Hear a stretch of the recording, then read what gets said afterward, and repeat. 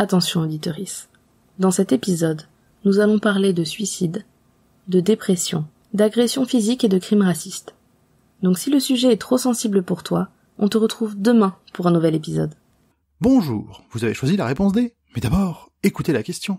Aujourd'hui sur la thématique musique, quel groupe de rock britannique a eu des problèmes avec les États-Unis ?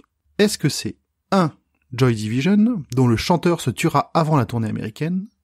2. Les Rolling Stones, dont un membre du public est mort pendant un concert. 3. Muse, qui a été en procès avec Céline Dion.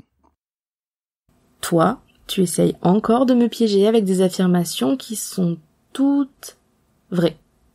Et oui, même si le rock britannique a tout pulvérisé sur son passage dans un mouvement que les journalistes ont appelé The British Invasion en 1964, avec en tête de proue les Beatles, d'autres groupes ont connu des histoires moins réjouissantes sur le sol américain.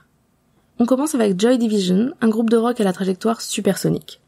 Formé en 1976 pendant un concert des Sex Pistols, le groupe de Manchester sort en 1979 avec un album qui cartonne, Unknown Pleasures.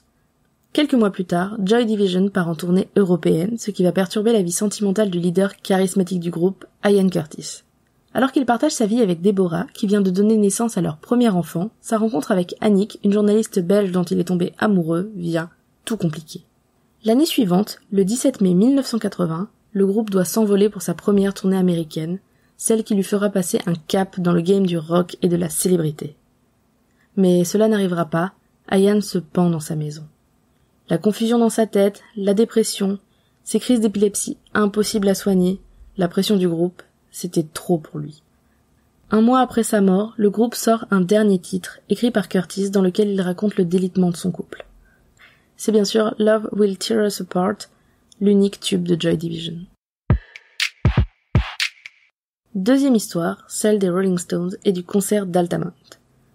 Nous sommes en 1969 et le groupe a déjà connu un drame avant ce concert. Le leader historique du groupe, Brian Jones, a été viré du groupe pendant l'été et a été retrouvé mort, noyé dans sa piscine. En décembre, le groupe décide tout de même de se produire au festival d'Altamont, produit gratuitement par eux-mêmes et les Grateful Dead et qui doit accueillir 300 000 personnes pour faire un genre de Woodstock de la côte ouest.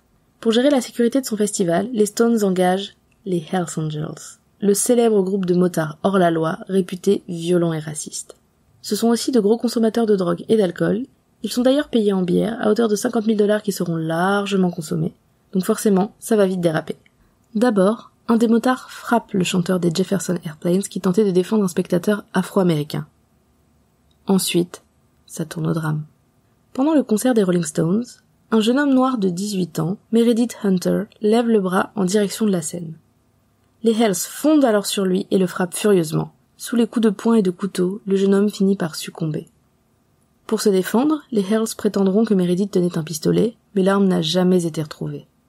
Et les Stones ont continué le concert. Selon eux, c'était le meilleur moyen de ne pas créer de mouvement de panique et d'éviter d'autres morts.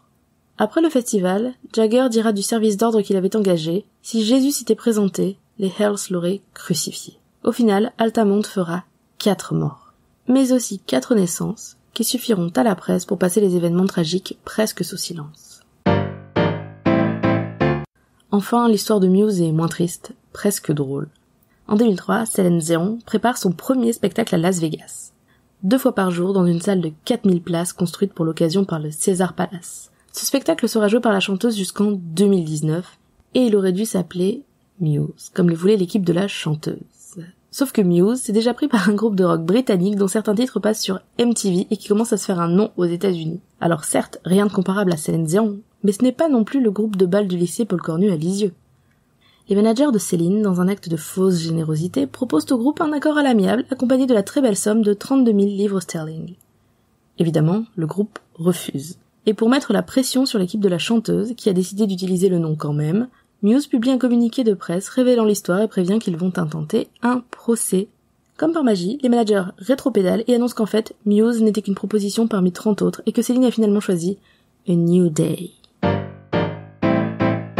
Bravo, c'était la bonne réponse. Pour aller plus loin sur ce sujet, retrouvez les sources en description.